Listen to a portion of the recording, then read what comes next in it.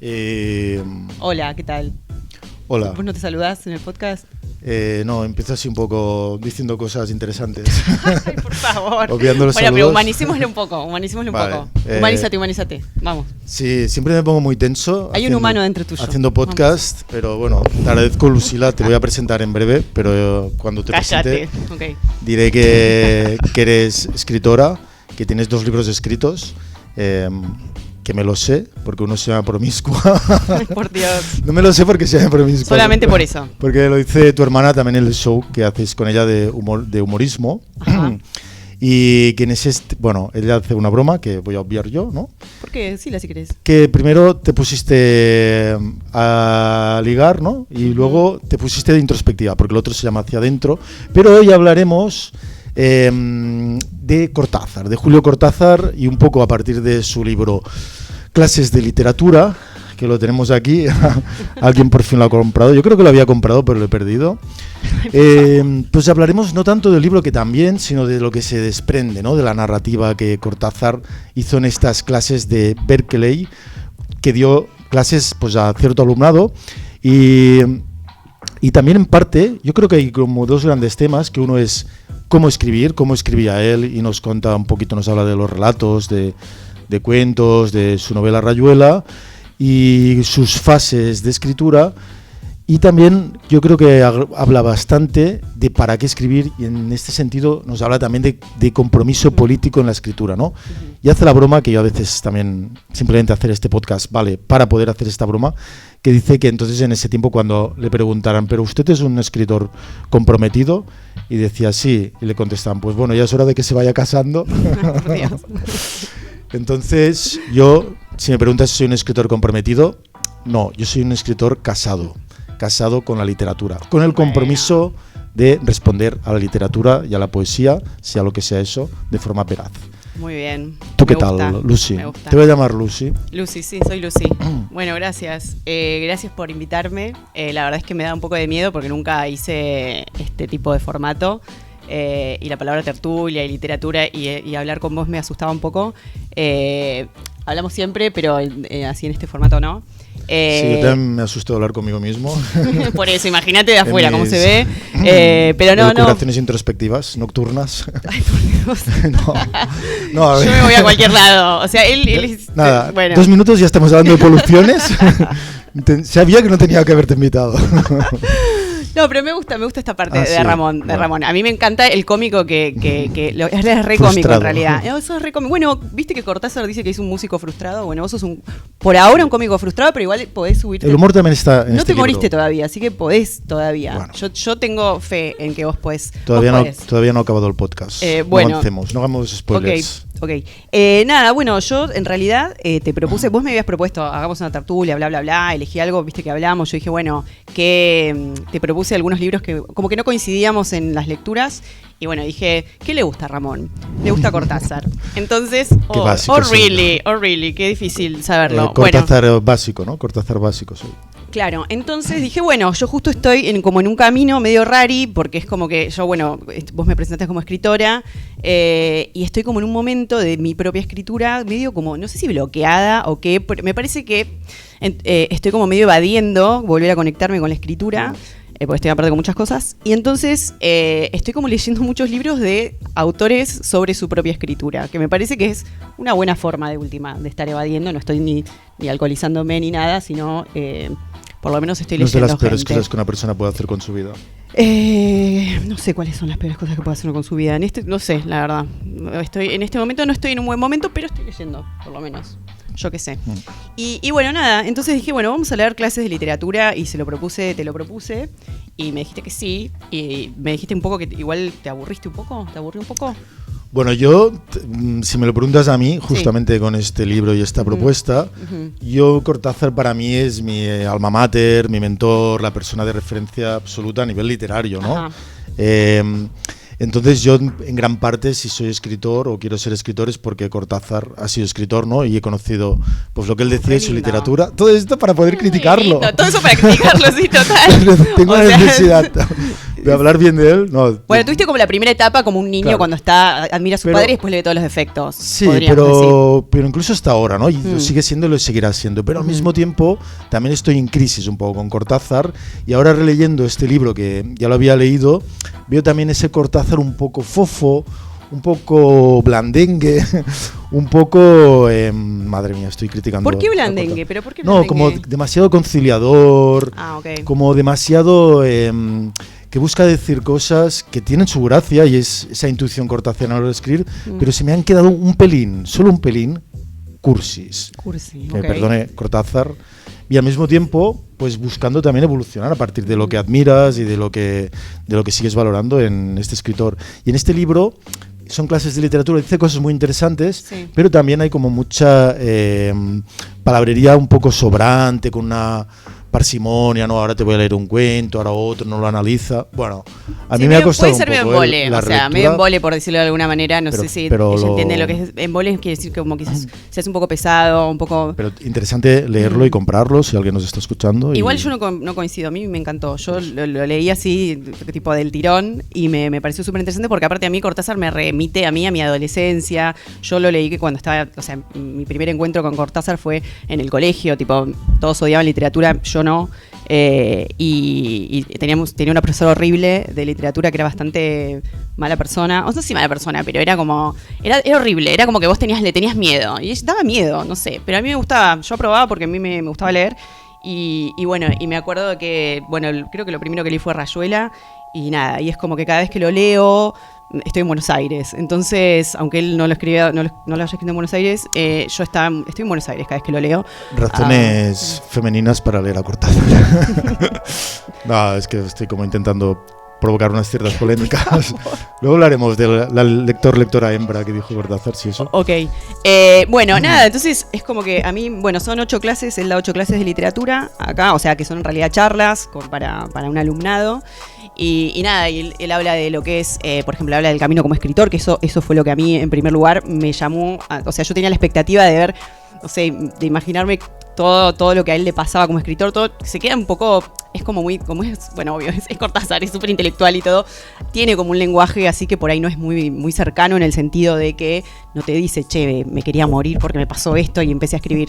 Es como que siempre, o sea, él es súper, súper intelectual hoy. Me encanta, te amo, Cortázar, no. Pero bueno, yo quizás buscaba como un plano más psicológico y no estaba tanto. O sea, bueno, ahí por ejemplo, con cositas que aparecen en el libro, ¿no? Sí. Y cosas que nos pueden hacer pensar, ¿no? Lo que es la literatura en sí. Él nos hablaba de que él había tenido 3 fases, ¿no? Que es lo que nombrabas ahora. Sí.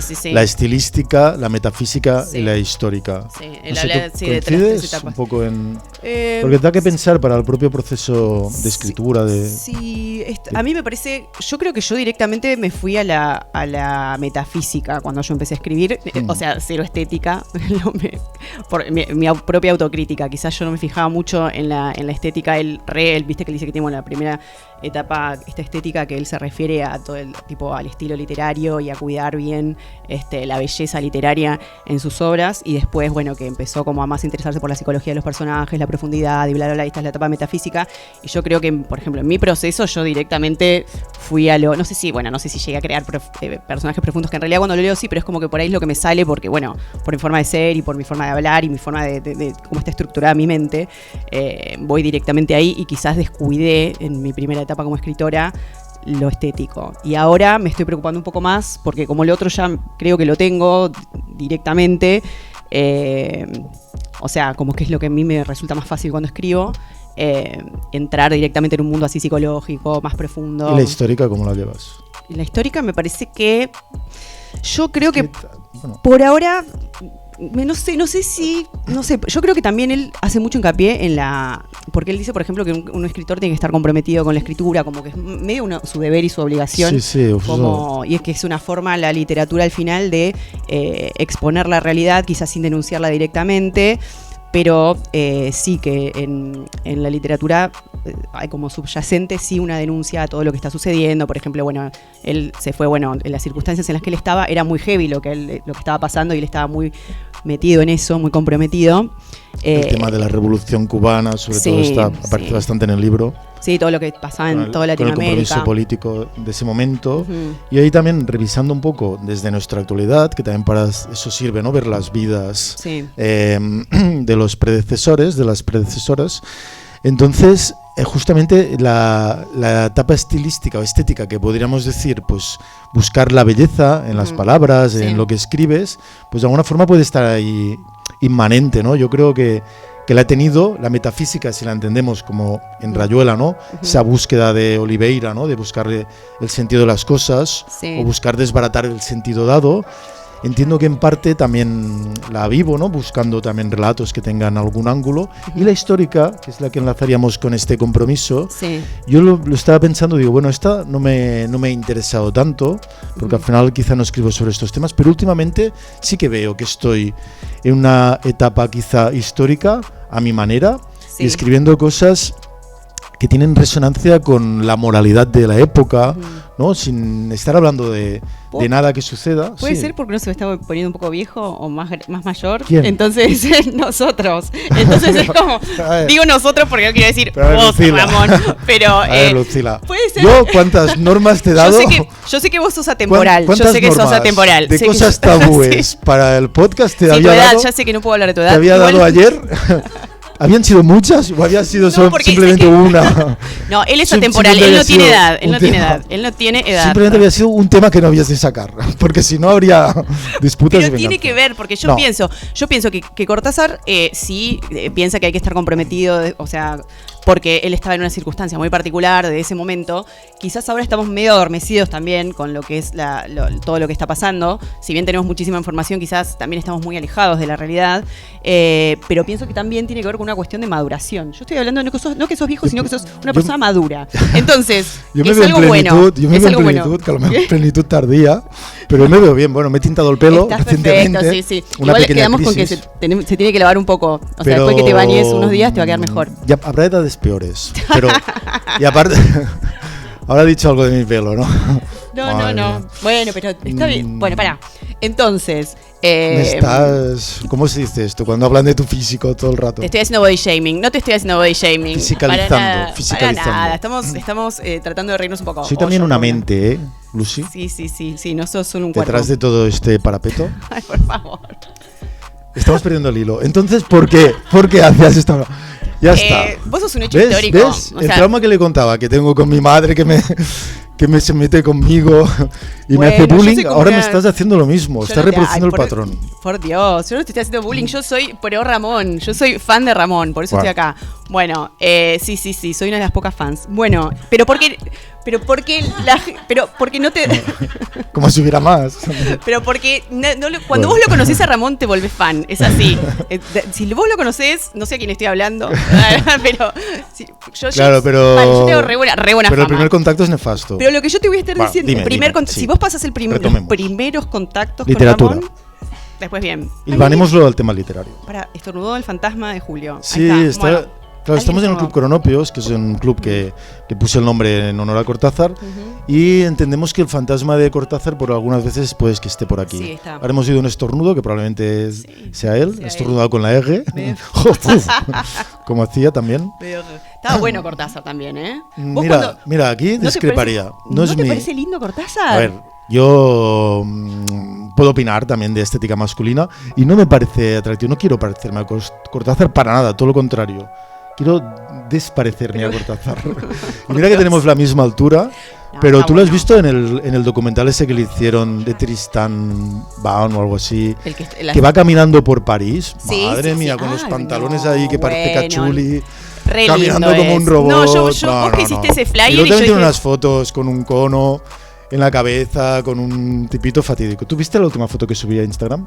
Esa para la foto que estoy yo con él, yo dije, hacemos re buena pareja. ¿Quién, tú ¿o y no? Cortázar? Sí, nos quedamos bien juntos No en el sé. flyer. Bueno, Bueno, no importa. Cuestión, retomemos. yo te decía que quizás uno empieza a estar un poco más comprometido con la realidad Sí. social cuando uno va como madurando, porque viste lo que él dice, esto de la revolución que empieza de adentro hacia afuera y no de que no tiene, o sea, entonces vos quizás uno pasa por un autoconocimiento, una etapa de autoconocimiento, que son los primeros, no sé, digamos, por decir algo, los primeros años de vida. Igual uno puede pasar toda la vida sin madurar nunca y sin tener nunca una etapa introspectiva ni nada, pero si uno está dispuesto, abierto, no sé, si te interesa escribir, no sé, si tenés contacto con la realidad con vos mismo, es inevitable que ¿Tienen vos tengas... sentido estas etapas? Yo pensaba que no, y luego reflexionando también me encajan. Sí. Y luego la historia, pues en algún momento de tu vida, cada cual la misma, pero te pasa por encima. Claro. Y te hace reflexionar. Y ahí es donde él dice, ¿no?, que la literatura sirve, entre otras cosas,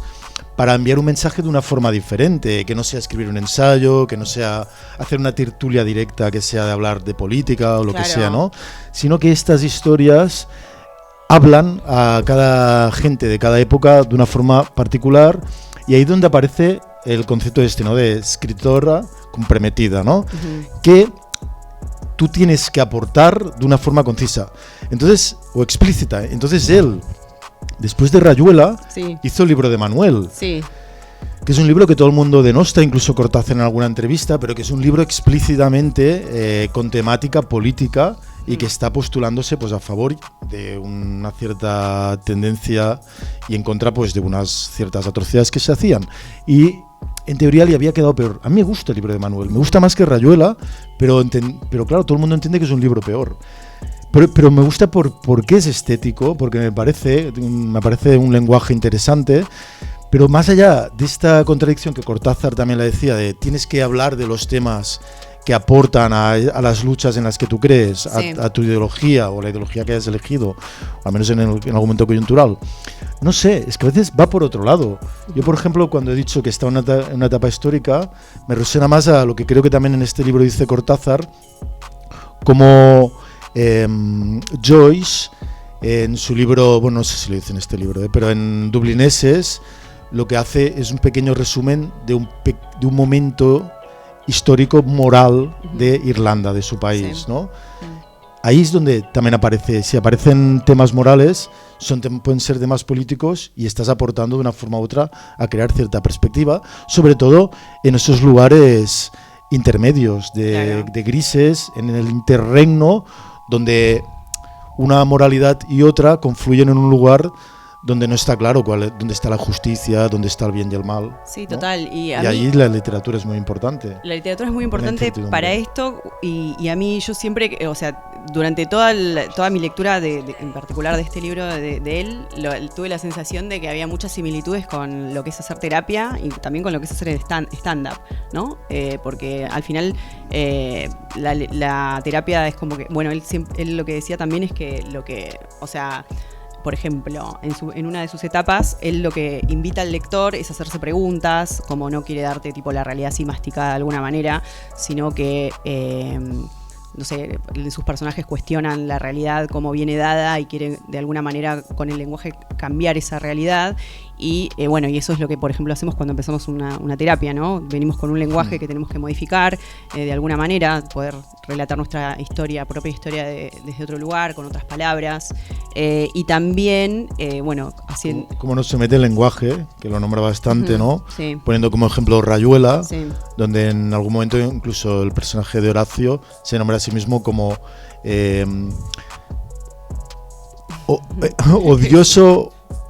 Es que lo tengo aquí, pero con mentiras. Escribe con otras letras. Oliveira, el personaje de odioso Oliveira ampuloso, pero con H, sí. las tres palabras, ¿no? Como diciéndose a sí mismo. Sobre todo esto lo hace cuando se encuentra repitiendo frases, lugares comunes y estilos que vienen dados, por tanto encajando en los moldes sociales y morales, probablemente a través del lenguaje, que es lo que lo tendría que liberar, o al menos es la única herramienta que tenemos para comunicarnos. Sí, es como tu cárcel y lo que te libera, claro. ¿Te fijaste cuando también dice que él estaba ahí en Cuba y Sí. con la gente revolucionaria tenía arduas, con H, Sí. discusiones sobre cómo había que hablar, porque Sí, total, veía total. discursos revolucionarios que no diré, Sí. no entraré en que sean mejores No, o no peores no entramos. en ese momento o incluso ahora, pero sí que eran discursos pretendidamente revolucionarios que estaban compuestos con estilos absolutamente convencionales, con los mismos lugares, frases, con las mismas Claro. bromas. Entonces él decía, si queremos hacer la revolución, tenemos que hacer también una revolución sintáctica, Claro. gramática. Sí, Claro, sí, ahí esto es que decía donde que, la- o sea, la que no podías importancia de este combatir tipo al de enemigo con las literatura. mismas palabras y los mismos eslogans, por decirlo de alguna manera, termina todo siendo un eslogan igual a lo que usaba supuestamente Entonces la salía parte Fidel y contraria. decía, no, aquí se habla lo macho. Claro, total. Y para, sí, No esto, sé, no bueno, sé imitar a Fidel Castro, o sea, pero lo acabo de no, mostrar. pero sí sabes, vos imitas muy bien. Sí. Bueno, sí. Quería decir algo y me olvidé ahora, porque me quedé pensando en esto de esta parte que a mí también me pareció súper interesante cuando él dice esto de que no usemos las mismas palabras que para combatir algo no puedes usar las mismas palabras o porque como terminas diciendo lo mismo al final, dando el mismo mensaje. Y sí me parece también esto interesante de lo de esto que dijiste de que porque de alguna manera nosotros estamos tomados, o sea, por el lenguaje, o sea, es inevitable también que vos nacés en una sociedad que ya hay un lenguaje, que ya se habla y vos como que lo tenés que aprender, lógicamente, para poder comunicarte, y bueno, y es toda una hazaña de toda una vida quizás, poder cambiar esto, si te interesa, ¿no? Si no, porque esto, ¿vos qué pensás? ¿Que sí o sí? O sea, viste que él lo plantea como un No, deber. preguntas. Esto es lo que queríamos hacer, que tú me hicieras preguntas, ¿te acuerdas? Claro. Hasta ahora. Bueno, podemos empezar ahora. Dime. No, porque te lo quería preguntar. ¿Vos pensás que sí hay como... Bueno, él lo plantea como una obligación, supongo que por las circunstancias que él estaba viviendo, pero ¿a vos te parece que sí hay como un deber moral de tener que escribir sobre Es una pregunta la realidad? que sigue vigente. Yo, como he dicho antes, medio en broma, pero también en serio, mi compromiso y mi matrimonio Sí. es con la literatura. Entonces, me refiero a que no voy a traicionar, o voy a intentar no traicionar, la literatura que escribo, la búsqueda de esa belleza, con escribir con una intención, porque muchas veces cuando escribes con una intención se rompe ese encanto, ¿no? Digamos, esa magia. No me gusta esta palabra, ¿ves? Justamente. Pero claro, al mismo tiempo, quizá este compromiso histórico es una de las cuestiones intrínsecas de la literatura, y aunque sea sin querer, si escribes de forma veraz, vas a acabar escribiendo de cosas que importan, ¿no? Claro. Yo por ahí, volviendo un poco a mi proceso de escritura respecto al que está proponiendo de Cortázar, empecé de forma muy lúdica, y a mí un libro que me afectó, quizá el que más, y el que me descubrió una parte, la literatura como un fenómeno pues lúdico, que podía hablar de algo que a mí me pertocaba, fue Historias de Cronopios y de Famas. Como digo, incluso abrí el Club Cronopios, que es aquí el lugar donde estamos, Club Cronopios. Sí.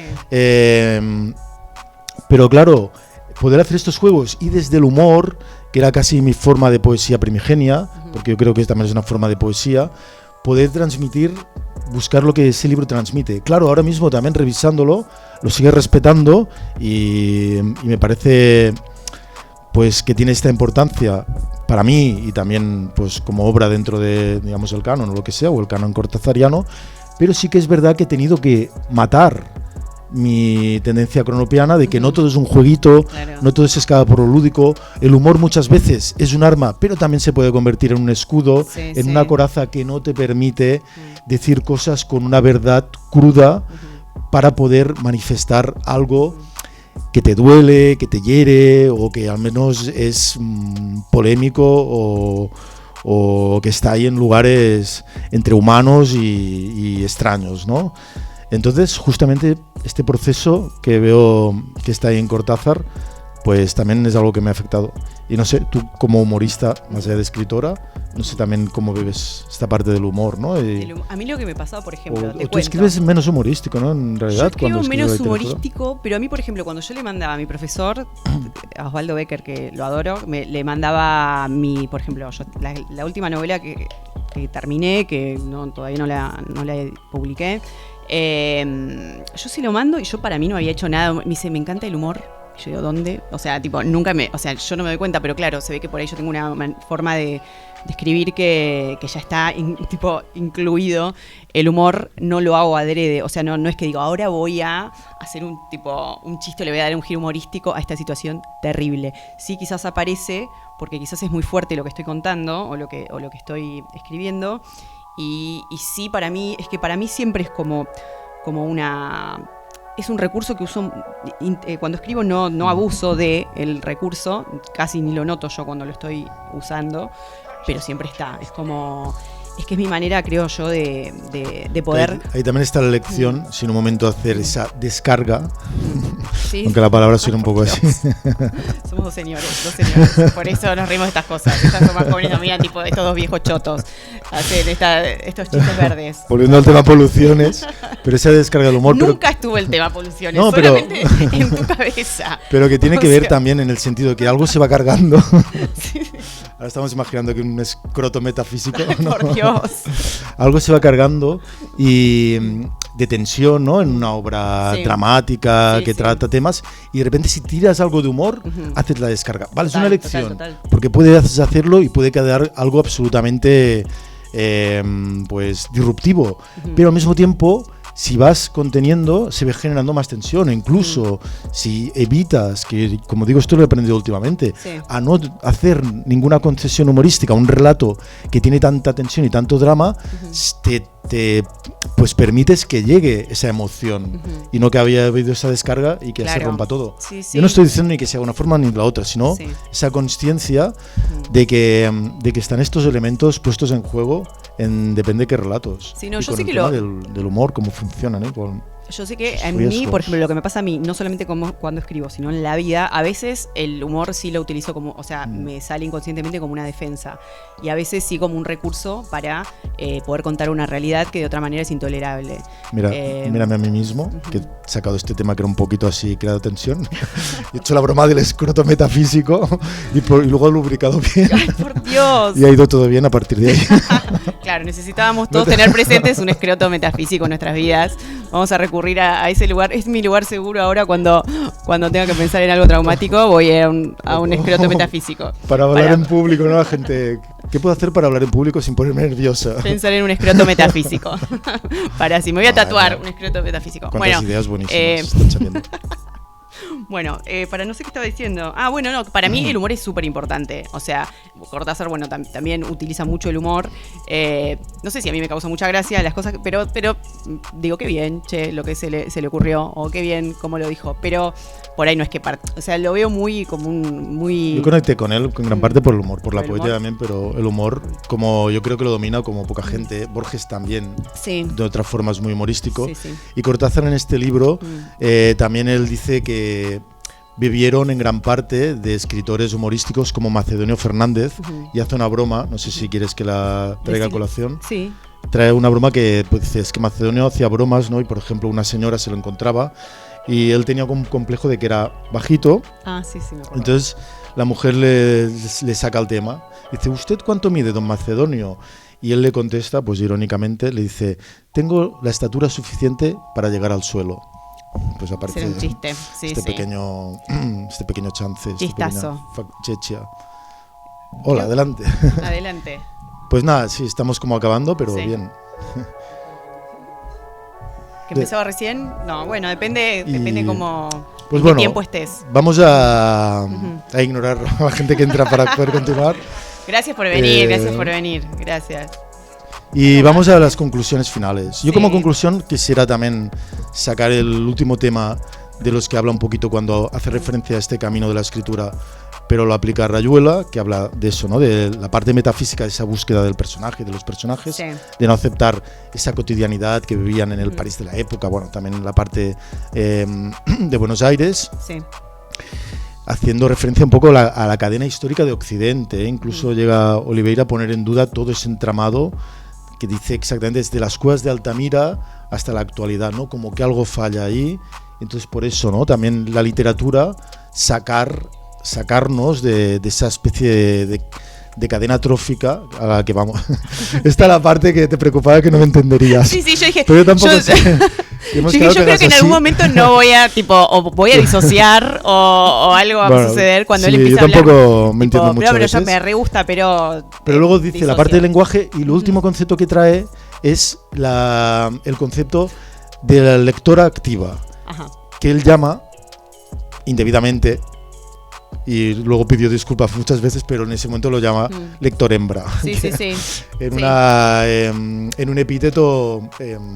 pues, él se siente culpable, él, como si lo hubiese dicho él. Pues, o sea, bueno, esto dice mucho quizás. No, pero o lo nada, estoy reproduciendo, pero podría haberlo obviado. Él pero se siente culpable, lo dijo Cortázar, ya está. O sea, en esa época, y luego le dijeron, Julio, ¿tú crees que esto de lector hembra ha quedado elegante?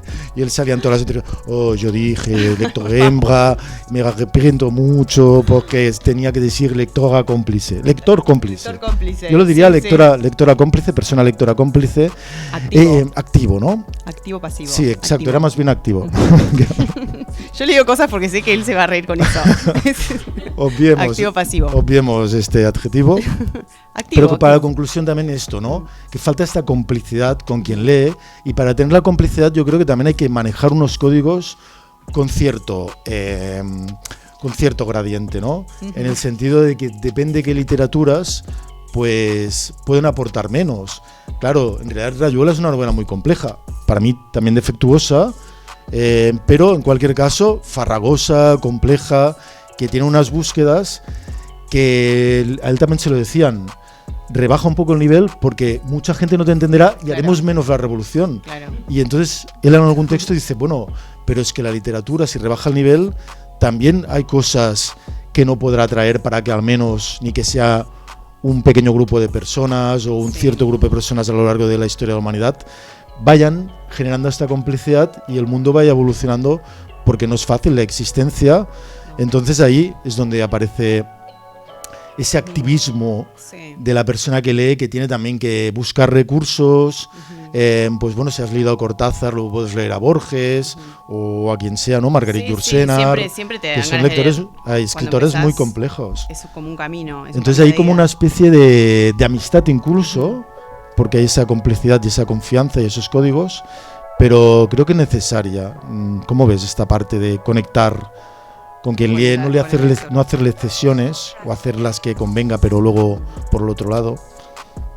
No sé, yo quería plantear el problema, pero tampoco tengo la respuesta. No, yo tampoco tengo la respuesta. Viste que a él también le preguntan cuando escribe, para quién escribe, y él dice que no sabe para quién escribe cuando escribe. Yo qué sé, pero sí me parece que esto de, entre comillas, no sé si... Porque obviamente que cuando vos estás escribiendo, sabés que estás escribiendo, o sea, porque supuestamente lo que nos diferencia entre una persona, vamos a decir, bueno, yo también voy a decir algo indebido quizás, una persona normal y una persona que, no sé, un psicótico, es que una persona que cuando vos estás haciendo arte, estás escribiendo algo, siempre pensás en un otro que lo va a recibir. Y desde el otro lado no hay un otro al que vos te dirigís. Entonces, para mí esto de buscar una complicidad, yo creo que de alguna manera, bueno, no sé, por lo menos lo que me pasa a mí cuando yo escribo, siempre creo que estoy como buscando como un vínculo con la persona, vínculo de alguna manera, ¿no? Escritor-lector, o sea, como que es tipo un amigo con el que conversás de alguna manera y le estás contando algo, te estás siempre refiriendo a otra persona. O sea, y hacerlo cómplice, hacerlo activo... yo qué sé, no sé si tengo la respuesta, no sé si... En cualquier caso, yo también lo coagularía con el tema que decía antes, ¿no? De estar comprometido con la literatura en sí. Me gustaría pensar que yo en gran parte escribo para mí mismo o para la literatura o mi concepto de la literatura, y me he creado mecanismos para no escribir para otra gente, ¿no? Y que medie. Pero en parte puedo también que escriba para Cortázar, por si Cortázar estaría orgulloso de mí, si me pudiera leer, o a veces también para personas significativas o personas que admiras cómo escriben, que hayas conocido en algún momento de tu vida. Sí. Y a veces incluso cuando vas... Yo ahora me he apuntado a un taller de escritura como alumno, iba impartiendo, bueno, ahora volveré a impartir, pero me apetecía también ser alumno de un taller, que me está yendo bien, me está motivando. Claro, cuando presentas a un taller intento ya no pensar en que lo van a leer ahí, porque entonces te pones tus censuras, como que ya tengo el mecanismo de escribir para quien sea, pero no para nadie en concreto, o al menos lo intento, ¿no? Claro, es que entonces aparece una verdad que es la que compartes contigo mismo, que es quien conoce pues todo tu mundo mental. Sí, yo creo que siempre un poco de autocensura siempre hay, porque es imposible contar todo. Aparte, claro, imposible. No existe eso, pero sí, siempre lo más posible, ¿no? Tratar de ser conscientes cuando nos estamos censurando y decir a ver qué quiero decir, y tratar de ser lo más honesto con eso que nos surge. Pero bueno, ahí seguimos en la lucha. Nos podíamos incluso preguntar para qué, que creo también lo dice en el libro, para qué pintaban las pinturas de bisontes en la cueva de Altamira, ¿no? ¿Para quién? ¿Por qué? Pues ahí es un poco un lugar, al menos del que tenemos referencia pues pictórica en este caso, que empezó a manifestarse esta necesidad de plasmar algo, para plasmar el mundo, pero para que algo quede. Y creo que este libro pues hace buenas reflexiones en este sentido, nos permite acercarnos pues a las vivencias de Cortázar y a su mundo y cosmogonía. Entonces creo que hemos hecho un buen trazo, ¿no? Así también con un poquito de distensión. Sí. Y pues este sería un poco tu conclusión. mi epílogo. Perfecto. Y no sé si quieres también comentar alguna cosa. No, a mí me gustó mucho. Me hizo pensar un montón, me hizo reflexionar un montón sobre mi propia escritura y sobre, yo qué sé, también para qué escribo, por qué escribo, en qué etapa estoy. Es como que, no sé si estoy en una etapa, pero sí no sé, es como que también me ordenó un poco. O sea, como que yo creo que siempre leer a alguien como Cortázar, que habla sobre sí mismo y sobre su proceso de escritura, es como que de alguna manera yo qué sé, es como te da tipo una luz, no sé, no quiero decir luz, odio a la gente que dice luz, pero tipo, en cierta manera, no sé si una guía, pero es como, te arma tipo un camino, aunque sea, te amplía, te expande, como él quiere que a partir de la literatura la realidad se expanda, pues, expande las posibilidades. Mejor eso que estar por ahí drogándose por los callejones total. Y todo eso. Expande crisis, las posibilidades y las ganas de escribir. En la mía mejor pintarme el pelo que ir a robar bancos.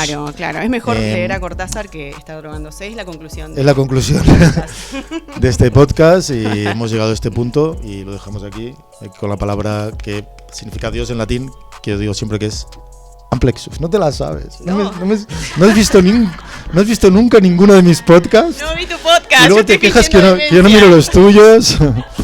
¿Cómo es tu palabra? La palabra. Amplexus significa abrazo en latín. Vale. Bueno, cortarlo y lo decimos juntos. ¿Cómo es? ¿Cortar el qué? No se puede. Cortarlo. Claro, Cortázar. Así que es vamos a decirlo juntos. Vale. Amplexus. Bueno,